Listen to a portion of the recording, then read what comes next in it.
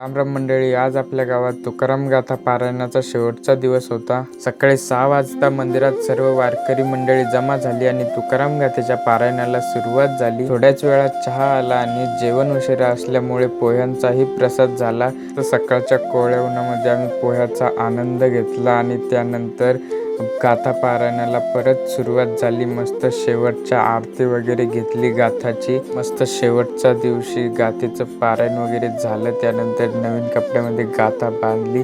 थोड्याच वेळात दिंडी सोहळ्याला सुरुवात झाली. मस्त सर्व वारकरी भजनाचा आनंद घेत सर्व गावाला प्रदक्षिणा घातली.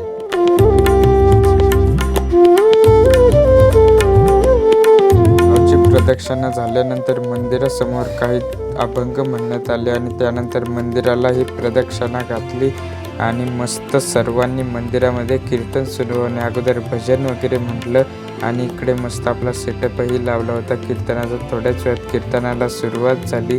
कीर्तन संपल्यानंतर टाळकरी मंडळी व पारायणाला बसलेले वारकऱ्यांनी महाप्रसादाचा लाभ घेतला. अशा प्रकारे आपल्या गावात तुकाराम बीज भक्तिभावाने साजरा झाली. आणि तुमच्या गावात तुकाराम बीजेच्या दिवशी काय कार्यक्रम होता हे कमेंटमध्ये नक्कीच कळवा. आणि भक्तिमय व गावाकडच्या व्हिडिओसाठी आपल्या पेजला फॉलो करा आणि चॅनलला सबस्क्राईब करायला विसरू नका. बाय.